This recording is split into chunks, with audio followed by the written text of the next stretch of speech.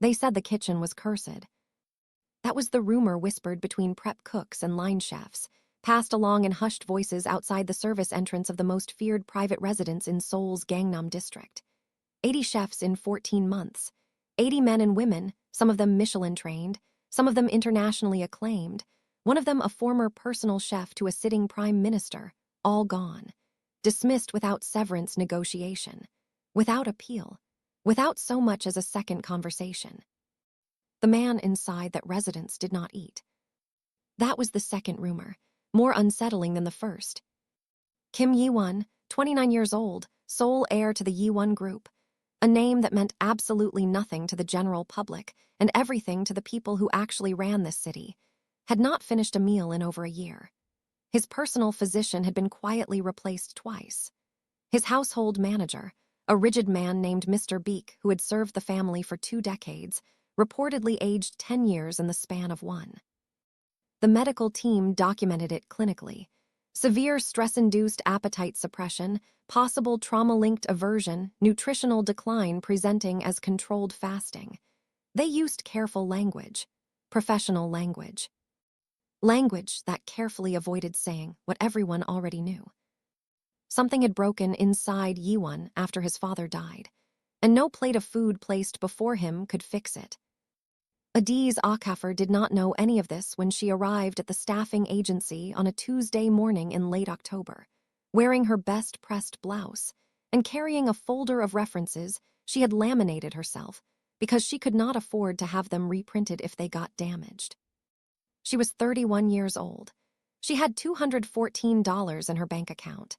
She had a 6-year-old son named Kofi who needed new school shoes and a mother back in Lagos who needed medication money sent by the end of the month. She had a culinary certificate from a community program, 3 years of restaurant experience, and hands that had been cooking since she was 8 years old, standing on a wooden stool beside her grandmother in a kitchen that smelled like palm oil and dried crayfish, and something she had never been able to name, but had spent her whole life trying to recreate. She was not looking for a famous posting. She was not looking for prestige. She needed the job. The agency coordinator, a thin woman named Ms. Park who wore her glasses on a beaded chain and spoke in the measured tone of someone who had long ago stopped expecting good outcomes, reviewed Adiz's file for exactly 45 seconds before setting it down. "You understand this is a private household position," Ms. Park said. "Yes."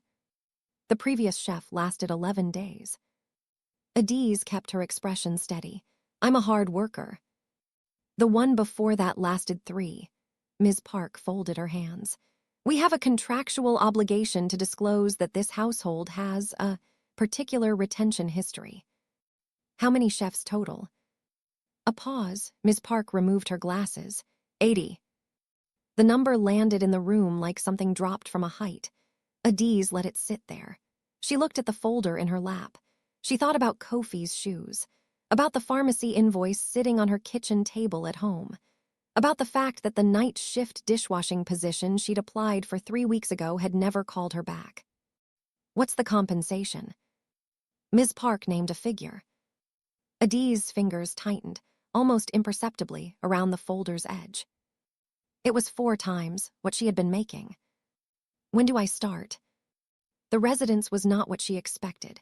She had prepared herself for something cold, all glass and imported marble, and the kind of silence that comes from too much money and too little warmth. And the marble was there, yes. The high ceilings. The art she couldn't appraise but understood to be the kind that didn't need price tags. But there was something else underneath it. Something that felt less like wealth and more like a house holding its breath. Mr. Beek met her at the service entrance. He was a compact man with posture like a pressed crease and eyes that had clearly learned, over many years, to reveal nothing. He walked her through the kitchen, which was enormous, immaculate, and fully stocked in a way that suggested money was not the issue, and explained the household rules in a voice that left no room for questions. Breakfast service at 7, lunch prepared and available at noon, dinner at 8. The household principal would not always be present. When he was, she was not to approach him directly. She was not to speak to him unless spoken to. She was not to ask questions about his schedule, his preferences, or his personal history. His dietary restrictions, Adiz asked. Mr. Beek's pause was almost invisible. Almost. None documented. Allergies. None. Then how will I know what he likes? The old man looked at her for a long moment. Something moved behind his eyes, not warmth, exactly. Something older than warmth. Something closer to exhaustion carrying the memory of hope. That, he said quietly, is what the previous 80 could not answer. He left her alone in the kitchen. Adiz stood in the silence of it. She set her bag down. She looked at the 6-burner stove, the double oven, the cold storage room that could have fit her entire apartment. She thought about her grandmother's kitchen, about the wooden stool, about the smell she had never been able to name. She rolled up her sleeves. She did not start with a recipe. She started with onions. He smelled it from the 3rd floor. Kim Yi-won had not left his study before noon in 4 months. This was not laziness. It was not grief, though grief was present, layered beneath everything like sediment at the bottom of still water. It was something more precise than grief. It was the particular exhaustion of a man who had inherited an empire built on fear and found, upon receiving it, that the empire demanded something from him that he was not certain he still possessed. His father had ruled through presence, through a quality that filled rooms before he entered them and lingered after he left. Yi-won had watched it his entire childhood, the way men twice his father's size would go quiet when the elder Kim walked in. The way decisions got made without being spoken aloud. The way loyalty was not asked for but simply existed, the way gravity exists, pulling everything toward a center. Yi-won had inherited the name, the organization, the debt ledgers and the legitimate holdings and the 17 properties and the 43 men whose lives and livelihoods ran through him like current through wire. He was not certain he had inherited the gravity. And so he worked. 18-hour days at a desk that had been his father's, reading reports he processed without tasting, making decisions with the mechanical precision of a man performing a function rather than living a life. He slept 4 hours. He drank black coffee that Mr. Beek left outside the study door. He did not eat because eating required a kind of presence, a willingness to occupy the moment that he could not currently afford. The food always arrived, beautifully plated. He always sent it back untouched. This was not cruelty. He understood, distantly, that it appeared that way. But cruelty requires engagement, and he was not engaged. He was somewhere just behind his own eyes, managing an empire from a location slightly removed from his body, waiting for something he could not name to return. He was reading a property transfer document when it reached him. Not a sound, not a voice. A smell. It moved through the ventilation of the house the way certain things move, not aggressively, not announcing itself, but with a kind of quiet inevitability that bypassed rational thought entirely and went directly to something older, something pre-language. His hand stopped moving across the page. His pen stilled. He did not look up immediately. He simply sat there, suspended in the moment, trying to identify what had just happened to him. Caramelized onion, palm oil, something dried and smoky underneath. A bass note he could not place, deep, rounded, the olfactory equivalent of a held chord. It smelled like something he had never eaten. It smelled, inexplicably, like something he had been missing. He set the pen down. In the kitchen, Adiz was not performing. That was the thing about the way she cooked. It had never been a performance. Even in the restaurant years, even during service when tickets were stacking and the pass was screaming and everything was heat and motion and controlled chaos, the cooking itself was always a private conversation. Between her and the ingredients. Between the present moment and every kitchen she had ever stood in. She had not made this dish in 2 years. Egusi soup. Her grandmother's version, not the Lagos restaurant version, not the diaspora approximation. The real thing, the way it was made in her grandmother's village, with the melon seeds ground by hand and toasted dry before the oil touched them, with the dried stockfish that had to be soaked for exactly the right time or it overpowered everything, with the bitter leaf added at the end, just before serving, so it kept its edge. She had not planned to make it. She had stood in front of the stocked pantry, which contained, she discovered, ingredients from at least 14 different culinary traditions, assembled with the thoroughness of someone who had been trying everything and finding nothing, and her hands had simply known. She cooked the way her grandmother had taught her, not from want, from memory, from the kind of love that doesn't require a recipient to be valid. She was finishing the rice, afada style, aromatic and slightly ferrous the way it was supposed to be, when she heard the footstep in the corridor. She did not turn around. The footstep stopped outside the kitchen doorway. She could feel the attention from there, a quality of observation that was different from being watched, more deliberate, more total. She kept her focus on the pot. She adjusted the flame. She lifted the wooden spoon and tasted the soup with the focused, private expression of someone who has forgotten, momentarily, that the world outside the pot exists. She reached for the bitter leaf. "What is that?"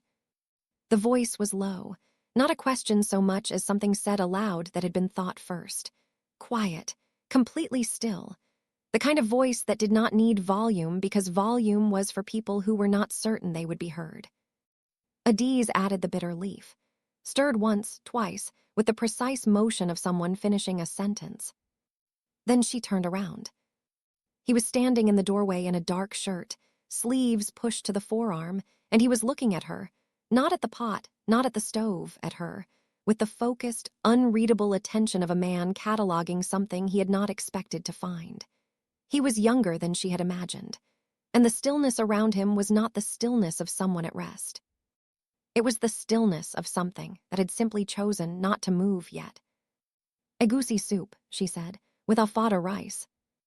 A silence. "Sit down," she said. "It's ready." The silence changed texture. Mr. Beek, who had appeared silently behind his employer like a satellite maintaining careful orbit, went visibly pale. No one told Kim Yi-won to sit down. Yi-won looked at her for a long moment. At this woman who had turned back to her pot without waiting for his response, who was now ladling soup into a clay bowl she had apparently found somewhere in the back of his cabinets, who moved through his kitchen with the particular ease of someone who understood that kitchens belong to whoever is cooking in them. Something shifted in his expression, not softened. That was not the right word. Unlocked. He pulled out a chair. He sat down. He finished the entire bowl. He did not speak while he ate. Adiz moved quietly around the kitchen, cleaning as she went, giving him the privacy of it, understanding instinctively that this was not a casual meal, that whatever was happening at that table was serious and personal and required no audience. When he set the spoon down, the bowl was clean, not polished clean, empty. He sat with that for a moment. Then he looked up. "You're the new chef." "Yes." "How long do you plan to stay?" Adiz folded the dish towel over the oven handle. She met his eyes with the direct, unhurried gaze of a woman who has been underestimated enough times to have stopped accommodating it. "As long as you keep eating," she said. The silence that followed was not uncomfortable. It was the silence of something beginning. Word traveled fast in a house built on silence. By the following morning, every member of the household staff knew, not because anyone announced it, not because Mr. Beek said a single word, and he was a man who understood that information was currency, spent carefully or not at all. They knew because of the bowl. Because when Adiz had finished cleaning the kitchen and gone to the staff quarters for the night, the clay bowl had been rinsed and placed back in the cabinet, not left on the table. Not abandoned on the counter, the way every previous meal had been. He had rinsed his own bowl. To anyone who had not lived inside this household, that detail would mean nothing. To the 4 remaining staff members who had survived the 14-month rotation of chefs and the progressive quiet that had descended over the house like weather, it meant everything. The head of security, a broad-shouldered man named Cho who communicated primarily in single syllables, stood in the kitchen doorway at 6:30 in the morning and stared at the cabinet where the bowl sat for a full 10 seconds before turning and walking away without a word. Mr. Beek made a note in the small leather journal he kept in his breast pocket and had maintained for 22 years. Day 1, the bowl was washed. Adiz did not know about the bowl. She was already at the stove. She had been up since 5, which was not unusual for her. In the years of restaurant work, her body had calibrated itself to early mornings the way certain animals calibrate to tides, not by choice, but by sustained exposure until the rhythm became biological. She moved through the kitchen in the blue pre-dawn quiet, taking inventory with the methodical attention of someone who had learned, through scarcity, that knowing exactly what you have is the first form of power available to anyone. The pantry was extraordinary. She had already understood this, but the morning light clarified it. Ingredients from West Africa alongside Japanese fermented pastes, alongside dried Persian limes, alongside Korean doenjang, aged longer than she had been alive. Someone had been assembling this pantry with the desperate, systematic hope of a person trying every key on a ring, certain that one of them must fit. The sheer breadth of it, the trying, made her chest tighten briefly, with something she did not let herself name. She made a decision. She would not cook from any single tradition. She would cook the way her grandmother had always cooked, from attention, from what the moment required, from the intersection of what was available and what the person across the table actually needed, whether or not they knew they needed it. She pulled out the doenjang. She pulled out the smoked catfish she had located in the back of the cold storage. She thought about the man who had sat at that table last night and eaten in the focused silence of someone drinking water after a long thirst. She started cooking. He came down at 7:15. Not 7. Not at the hour a household schedule would suggest. 15 minutes passed, which meant he had woken at 7, registered the smell, and spent 15 minutes deciding whether to come downstairs. Adiz clocked this without looking up from the stove. She had spent enough years feeding people to understand that the time between hunger and the willingness to admit hunger was a measurement of something important. She had set a place at the kitchen table. Not the formal dining room. She had assessed, correctly, that the formal dining room was a performance space, a location for conducted meals, not real ones. The kitchen table was smaller. Plain wood. It sat 2 people comfortably and suggested nothing except proximity to where the food was made. He sat down without comment. She placed a bowl in front of him. Doenjang jjigae, fermented soybean paste stew, but built on a base that incorporated the smoked catfish, which deepened it, pushed the umami into something that sat slightly outside the familiar. It should not have worked as well as it did. Fusion, done carelessly, produced food that belonged nowhere. This belonged somewhere, not to a specific geography, but to a specific intent. He tasted it. Something moved across his face. Controlled, almost immediately suppressed, but present. Like a light turned on briefly behind a curtained window. He ate. She cleaned. This became the structure of the mornings. He ate. She worked. Neither of them spoke extensively, but the silence between them had a different quality than the silence she had inherited from the house itself. That silence had been absence. This silence was 2 people occupying the same space without requiring it to mean more than it did. She found it comfortable.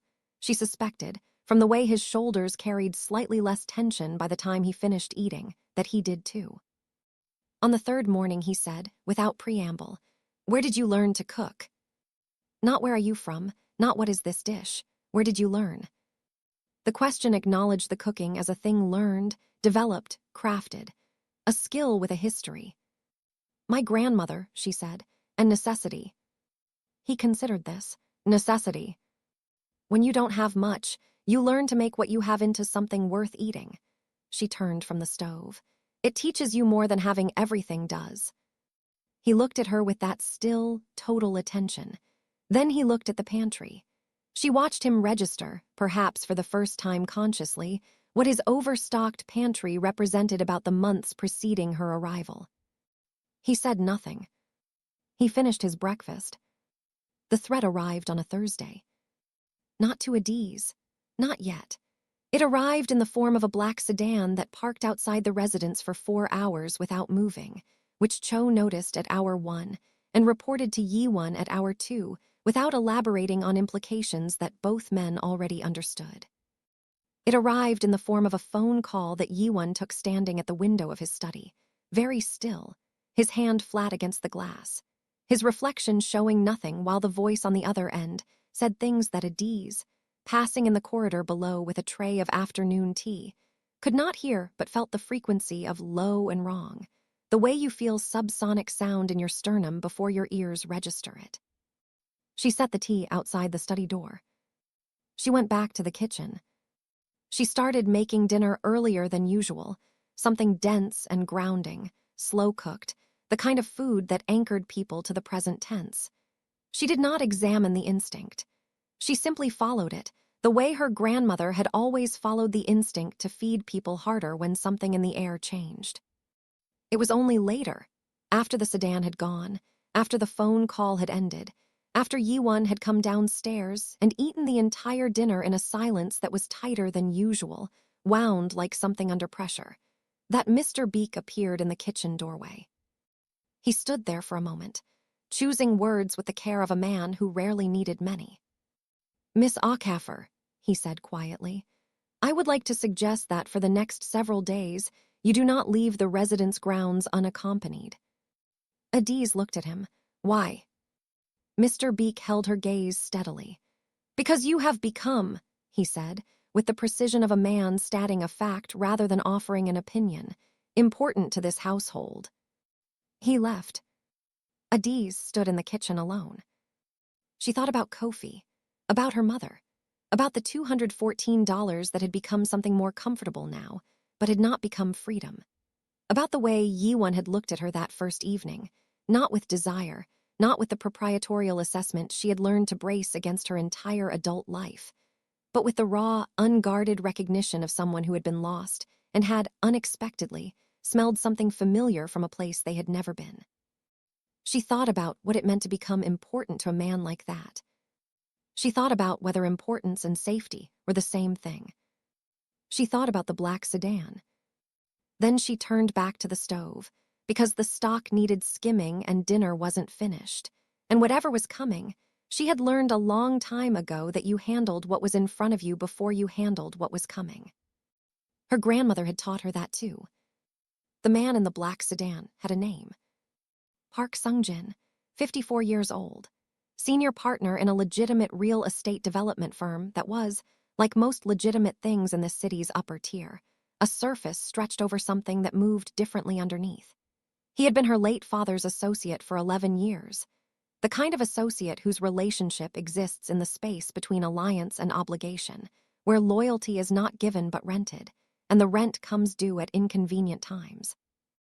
Yiwon had known this moment was coming since the week of the funeral. Park wanted the Incheon port contracts, 3 shipping lanes, 2 warehousing facilities, and a cold logistics chain that the Yiwon Group had built over 6 years, and that Park's operation needed the way a parasite needs a host. Urgently, completely, without particular concern for what the extraction cost the original owner. He had been patient while the elder Kim was alive because the elder Kim was the kind of man you were patient with. He was being considerably less patient now. The phone call had been a courtesy warning dressed as a negotiation. Yiwon had listened to the whole thing without speaking more than 12 words. When it was over, he had set the phone down on his desk and stood at the window for a long time, watching the sedan below. He was not afraid of Park Sung-jin. He was calculating. There was a difference. Fear moved in one direction. Calculation moved in every direction simultaneously, mapping terrain, identifying pressure points, assessing what leverage existed and where it could be applied with the least collateral damage. His father had taught him this the same way other fathers taught sons to ride bicycles, by removing support without warning and observing what happened next. What concerned him was not the threat itself. It was the variable he had not anticipated. Adiz did not leave the residence that Friday. Not because Mr. Beek had asked her not to. She was not a woman who modified her behavior based on suggestions from men she had known for less than 2 weeks, regardless of how those suggestions were framed. She stayed because Kofi's school had a half-day and her neighbor Mrs. Chung was collecting him, and there was genuinely nowhere she needed to be outside these walls until Saturday morning. She cooked, she prepped for the weekend. She learned the kitchen more deeply, its moods, its storage logic, The way the older oven ran hot on the left side and needed compensation. The specific weight of the copper pots that were clearly expensive and clearly never used by anyone who understood copper pots. She found on a high shelf behind a set of decorative ceramics a small wooden mortar and pestle. Handmade. Old.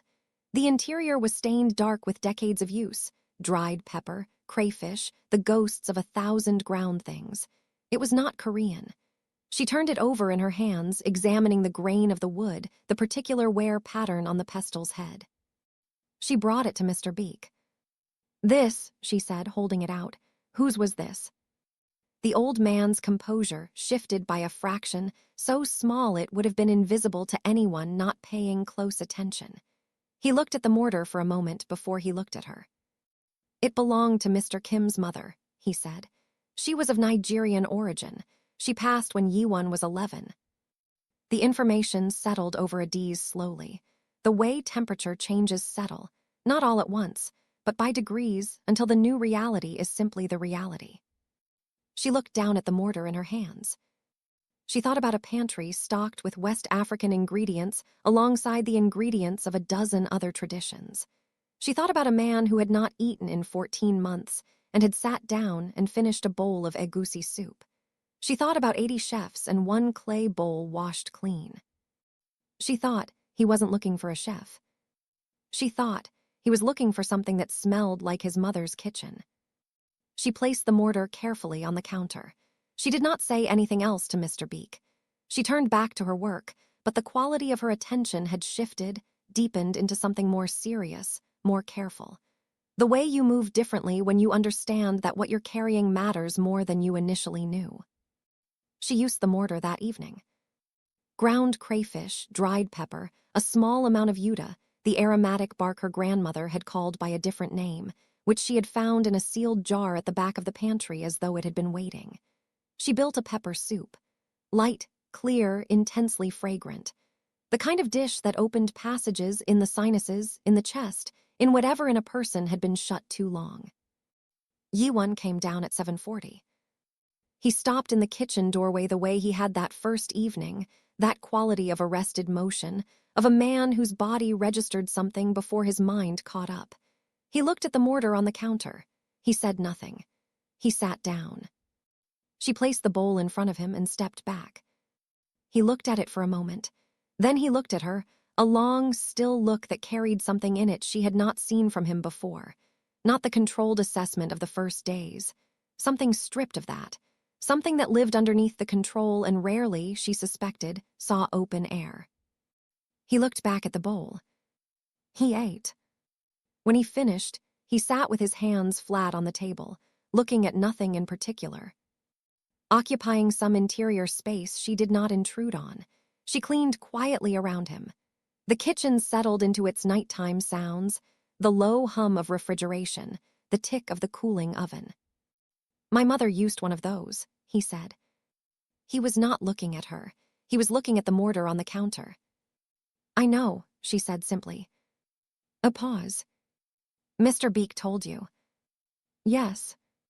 Another pause, longer. She had learned by now that his pauses were not empty. They were where he did his actual thinking, the visible words being only what he chose to release after the thinking was done.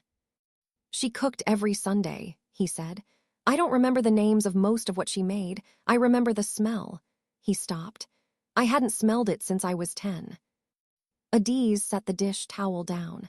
She turned to face him because this moment required facing. "What happened at 10? "She got sick, a beat. It was a long illness." She nodded. She did not offer condolences. He was not a man who wanted condolences, and she was not a woman who offered comfort as performance. She simply held the weight of what he'd said in the room alongside him for a moment, the way her grandmother had taught her that sometimes the most respectful thing you can do with someone's grief is simply not leave the room when they name it. "She taught you about the mortar?" he asked. "My grandmother taught me. My mother left when I was young." She paused. "We are similar in more ways than you might expect." He looked at her then, full attention. Not the cataloging attention of the first days, something different. Something that acknowledged her as a complete person rather than an input source. You have a son, he said. She stilled. Mr. Beek. Yes. His name is Kofi. She watched Yuan's face. He's 6. Is he safe? The question arrived so directly, so practically, that it took her a moment to process what he was actually asking. Not how lovely asterisk or what a nice age. Not social noise. A direct, operational question. Is the child safe? She thought about the black sedan, about Mr. Beek's quiet suggestion, about the thing she had felt in her sternum outside the study door. Should he not be? She asked. Yiwon held her gaze. I'm managing a situation, he said carefully. It will be resolved, but while it is being resolved, I want to know where he is.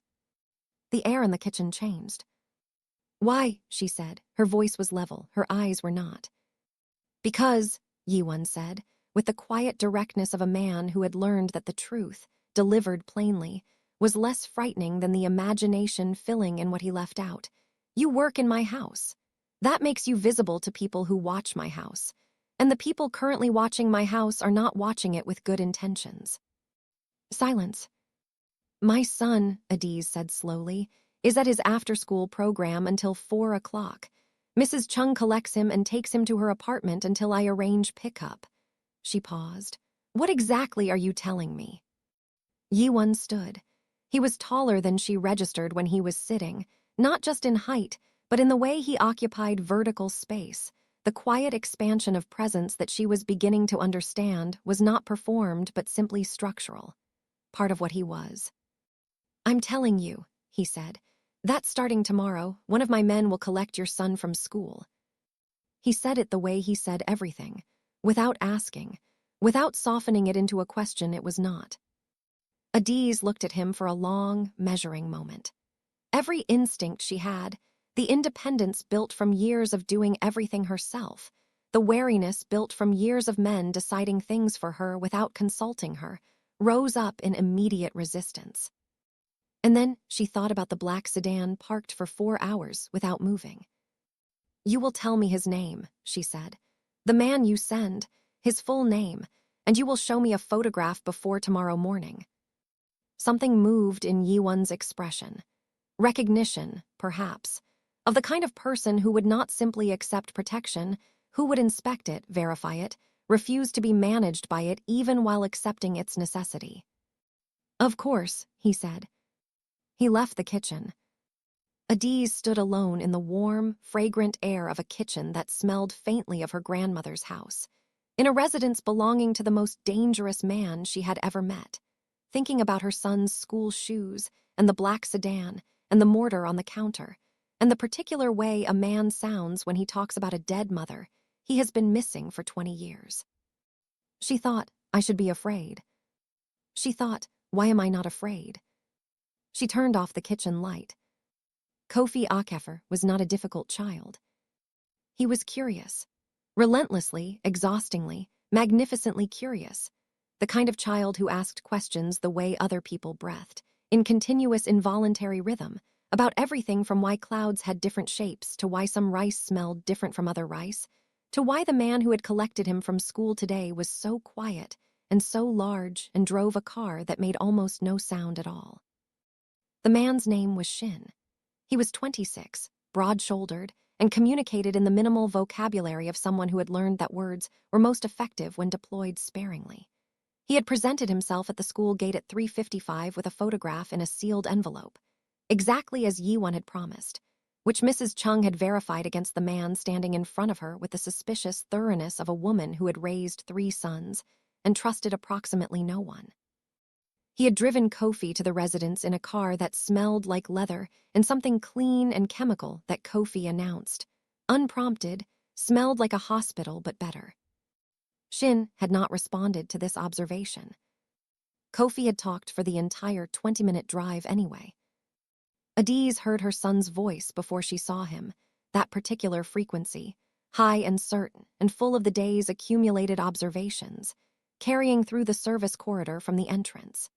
She was out of the kitchen before she had consciously decided to move, and she crouched down and held him for a moment in the corridor with the focused intensity of a mother who had spent the day not thinking about worst-case scenarios by thinking about nothing else. Kofi submitted to the embrace for approximately 4 seconds before pulling back to look at her face with the frank diagnostic attention of a child who had learned early to read his mother's emotional state as a practical survival skill. "I'm fine, Mama," he said. "The car was very nice. The man doesn't talk, but I talked enough for both of us." From behind him, Shin's expression shifted by approximately 2 millimeters in a direction that might, under ideal lighting conditions, have been interpreted as amusement. "Go wash your hands," Adiz said. "Dinner soon." Kofi was already looking past her into the kitchen, nostrils working. "Is that jollof?" "Wash your hands." He went.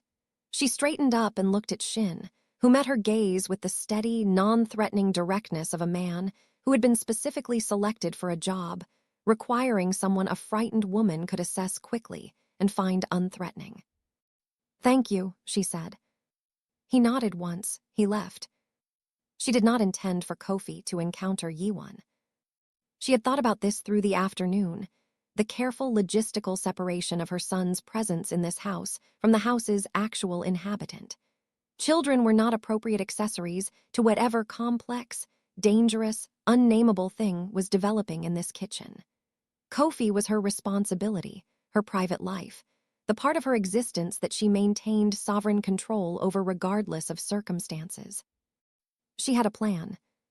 Kofi destroyed it within 40 minutes of arriving, because Kofi's relationship with plans was the same as his relationship with silence, theoretical at best. He found the library on the 2nd floor. Adiz discovered this when she went to call him for dinner and found his shoes outside the library door, placed neatly side by side because she had raised him to remove his shoes, and heard from inside the room a one-sided conversation that had the particular momentum of a child who has found an audience and has not yet exhausted his material. She pushed the door open. Kofi was sitting cross-legged on the floor in front of a shelf of books, holding a volume larger than his torso, talking with complete confidence to the man sitting in the reading chair 6 feet away, who was very still and very quiet, and watching him with an expression Adiz had never seen on his face before. Not guarded, not calculating, not the controlled assessment of a man managing variables. Something open, something almost confused, the expression of a person encountering something they have no established protocol for. "Kofi," Adiz's voice was calm and iron-edged simultaneously. "Come downstairs, dinner." Kofi looked up. "Mama, this man has a book with pictures of every single fish in the ocean. Did you know there's a fish that makes its own light, inside its own body? Just light just there all the time in the dark." "Dinner." "The man said I could look at it." Kofi looked at Yiwon with the simple, transactional honesty of a 6-year-old. "You did say that. That wasn't a lie." Yiwon looked at the child. Then he looked at Adiz. Something in his expression acknowledged, with the slight incline of a man accepting an unexpected development, that the child was correct.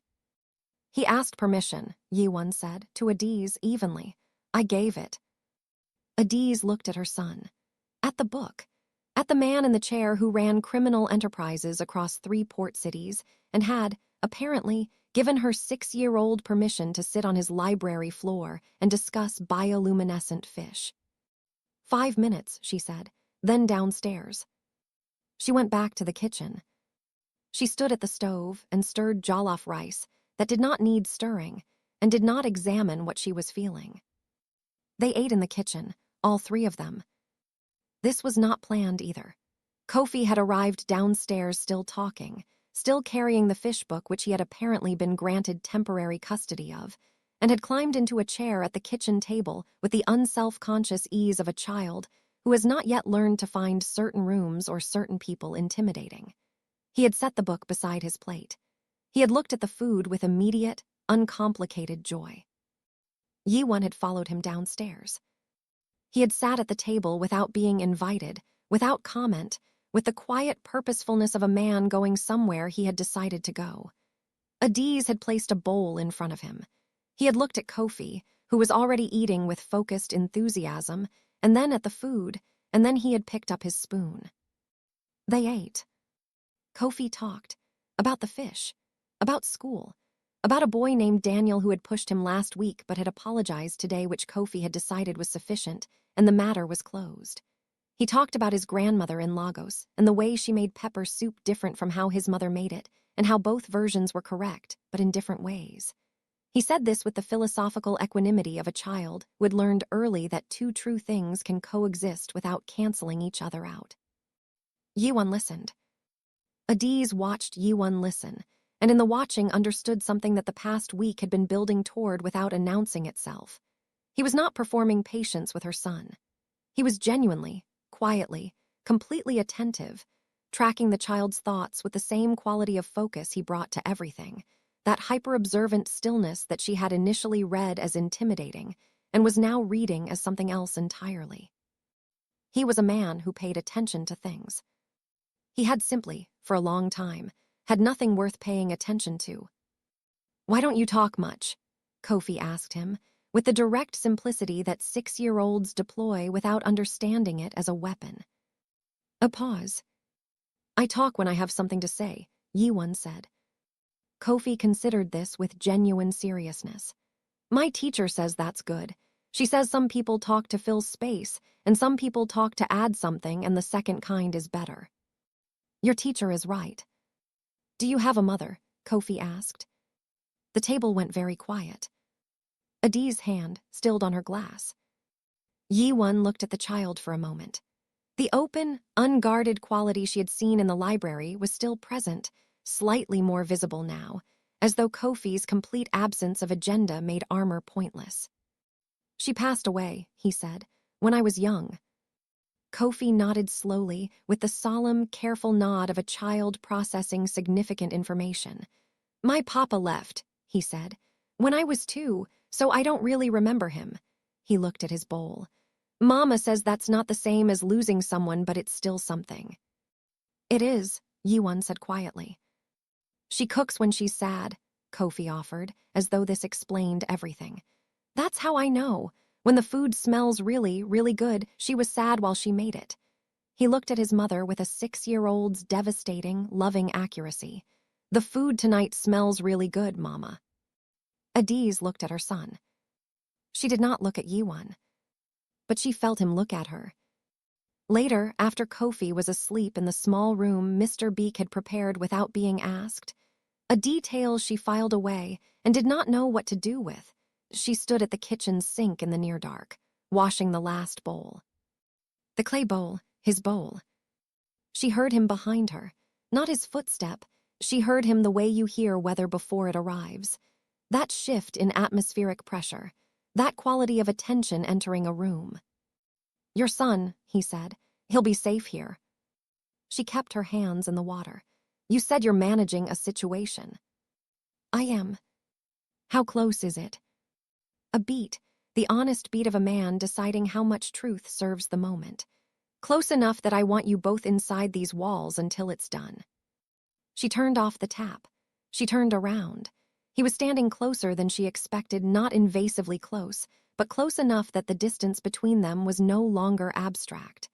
Close enough that she could see the precise quality of his expression in the low kitchen light, and what she saw there was not the controlled blankness of their first days. It was something held carefully, deliberately, the way you hold something that could break. "What happens," she said slowly, "when the situation is managed?" He looked at her steadily. "What do you want to happen?" She had not expected him to return the question. She had expected a decision. He operated in decisions, in outcomes, in the language of things already determined. The question sat between them and required something from her she was not prepared to give at 11 o'clock in a kitchen that smelled like jollof rice and still carried the warmth of her son's voice. "I want my son to be safe," she said. "I want to cook in a kitchen that respects me. I want to send money home to my mother." She paused. "Those are the things I wanted when I walked through your door. Nothing about that has changed." He was quiet for a moment. "Those things," he said, "I can guarantee." "That's not what I asked." "No," he agreed, "it isn't." The kitchen held them both in its warm, fragrant dark. Neither of them moved. Neither of them looked away. Park Sung-jin, made his move on a Sunday. He chose Sunday deliberately. Sundays were quiet. Sundays were when security rotations thinned by one man, when the city moved slower, when people inside houses were most likely to be soft, unhurried, domestic. Their attention turned inward toward the warmth of ordinary life rather than outward toward the perimeter where threats assembled. He knew Yiwon's schedule. He knew the residence layout. He had been gathering this information for 3 months with the patient, methodical thoroughness of a man who understood that preparation was the only advantage available to someone moving against a target considerably more dangerous than himself. What he did not know, what none of his surveillance had captured, because none of his people had been watching for it, was that the variable inside the house had changed. He did not know about the kitchen, about the clay bowl, about a woman who cooked grief into food and fed it to a man who had been starving for 20 years. He did not know that Kim Yiwon had, for the first time in 14 months, something worth protecting. This was his most significant miscalculation. Adiz smelled something wrong before she heard anything.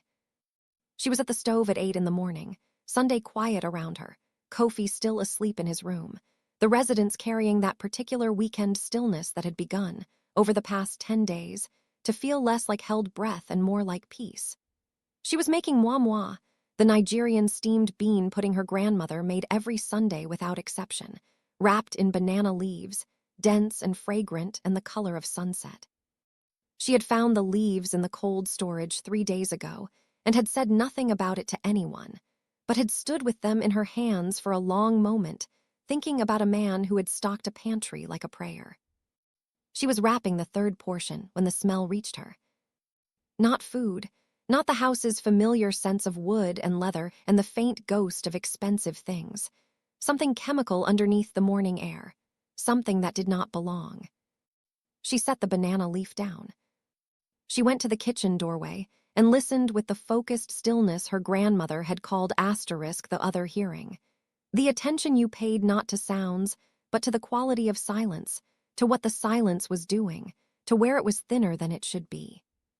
The east corridor, ground level. She went back to the kitchen. She picked up her phone. She sent a single text to the number Yiwon had given her on day 3 without explanation, saying only, "If anything feels wrong, use this first." She typed, "Something is wrong, east side. Kofi is upstairs." She sent it. Then she went upstairs to her son. Yiwon received the text at the same moment. Cho's voice came through his earpiece. He was already dressed. He had been awake since 5, not from premonition, but from the accumulated intelligence of the past 72 hours, which had been pointing with increasing specificity toward this morning, this window, this particular Sunday quiet that Park Sung-jin would read as opportunity. He had said nothing to Adiz about the timeline because there was nothing she could do with the information except carry it, and she was already carrying enough. He read her text. Kofi is upstairs. 2 words that should not have changed the temperature of anything, operational details, a location report, logistically relevant. 2 words that landed in his chest with a weight entirely disproportionate to their size. He was already moving. There were 4 of them. Park's men, professional, disciplined, not the opportunistic violence of desperate people, but the practiced efficiency of men paid well to do specific things cleanly. They came through the East Service entrance using a copied key card that had cost Park considerable money and 3 months of patient infiltration. They moved in practiced formation, the kind that spoke of repetition, of a job rehearsed until it became mechanical. They were good. Yiwon's men were better. Cho had 3 people positioned before the entry team cleared the second door. The response was not chaotic, it was surgical, precise. The kind of controlled, purposeful efficiency that does not look like violence from a distance so much as a correction. A problem being solved. 4 men who had entered a house they should not have entered encountering, within 90 seconds, the full consequence of that decision. It was over before it was loud. Yiwon found Park Sung-jin in his car, 3 blocks away. This was where Park had positioned himself. At a remove, the way men who send others to do dangerous things always position themselves. close enough to receive the outcome and far enough to maintain deniability. He was on his phone when the rear door opened, and Yi-won got in beside him with the unhurried ease of a man sitting down to a scheduled meeting. Park's phone dropped. Yi-won picked it up from the seat between them. He ended the call. He set the phone on the dashboard with the precise, deliberate motion of a man who had all the time available to him that he needed. He looked at Park Sung-jin. He said nothing. This was, Park would later reflect, in the limited future available to him for reflection, more frightening than anything words could have produced. The complete absence of anger. The absence of any emotion performing itself. Just attention. Total, still, absolute attention. The kind that made you understand with full physical clarity that you were being assessed by something considerably more dangerous than what you had prepared yourself to face. The Incheon contracts, Yi-won said finally. His voice was quiet, conversational. You wanted them. Park said nothing. His hands were very still on his knees. You should have asked differently, Yi-won said. My father would have negotiated. I was prepared to negotiate. A pause. You sent 4 men to my house on a Sunday morning. Park opened his mouth. There is a child in my house, Yi-won said. 3 words. Delivered without heat, without volume, without any of the theatrical escalation that lesser men used to communicate the magnitude of a transgression. Just 3 words, quiet and absolute, that communicated with perfect clarity that something had been crossed that existed on a different level than business, than contracts, than leverage.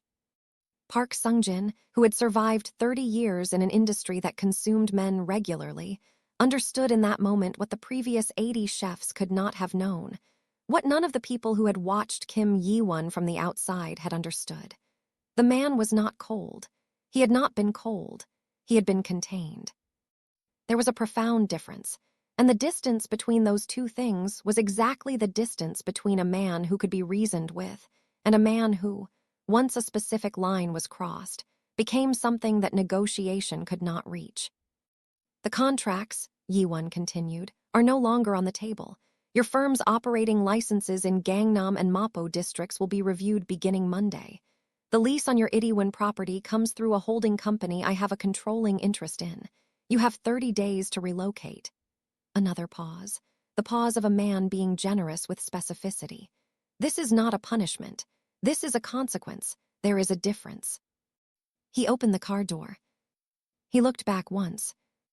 If I see your name near my house again, he said, with the particular quiet of a man who does not make statements he is not prepared to complete, the consequence will not be administrative. He got out of the car. He left Park Sung-jin sitting in the Sunday morning stillness with his dropped phone and his relocated future, and the full understanding of what it meant to misread the gravity of a man who had finally found something to protect. Adiz was in the kitchen when he returned. Of course she was. Kofi was at the kitchen table with the fish book, eating moi with the concentrated joy of a child encountering something delicious for the first time, and Adiz was at the stove, and the kitchen smelled extraordinary and warm, and the Sunday light came through the window above the sink at an angle that made everything in the room look like something worth keeping. Yi-won stood in the doorway. He stood there long enough that Kofi looked up. "You're back," Kofi said, with the simple factual satisfaction of a child for whom this was an expected and welcome development. "Mama made moi. You should sit down." Yi-won looked at Adiz. She had her back to him, but he watched her shoulders release a tension she had been holding all morning. A slow, controlled exhale that she would not have shown him if she had known he was watching. He watched her reach for the clay bowl. He watched her ladle the soup she had kept warm, watched her hands move with the unhurried certainty of a woman who cooked the way other people breathed, not for performance, not for approval, but because it was the most fundamental language she possessed. She turned. She set the bowl on the table. She looked at him. "Sit down," she said. Same words as the first evening. Same voice. But something different underneath them now, not the neutral practicality of a new employee to an unknown employer. Something that had been built, slowly, over bowls of soup and quiet mornings, and a child's voice in a library and 11 o'clock conversations in a dark kitchen that had never finished saying what they were trying to say. He sat down. He ate. Kofi talked about fish, about a species that mated for life, that he had read about in the book, that found one other fish in the entire ocean and stayed. He relayed this information with the solemn gravity of someone sharing a discovery of significant importance. He looked at Yiwon. He looked at his mother. He looked back at his book with the satisfied expression of a child who has said what needed saying and is content to let the adults work out the implications. Adiz did not look at Yiwon, but she was smiling. The private, barely visible smile of a woman who is trying not to smile and has lost the argument with herself. He asked her that evening. Not with grand language, not with the theatrical architecture of romantic declarations. He sat at the kitchen table after dinner while she made tea, and he said, in the same quiet voice he used for everything that mattered, "I'd like you to stay." Not *I want you, not I need you. Both of those were true, and both of them, she understood, he had already communicated in every other way available to him. "I'd like you to stay" was something more specific, an acknowledgement that she had a choice, that her remaining was a thing she would do or not do, and that he understood the difference between choosing and being kept. Adiz poured the tea. She set his cup in front of him. She sat down across the table, not beside him, across, where she could see his face clearly and he could see hers, and she wrapped both hands around her cup and looked at this man who had eaten 80 chefs' food and tasted nothing, who had found his mother's kitchen in a woman he had never expected, who had sent his own men to protect a child he owed nothing to, who spoke in decisions and listened like it was sacred, and had not once, in the week she had known him, asked her to be smaller than she was.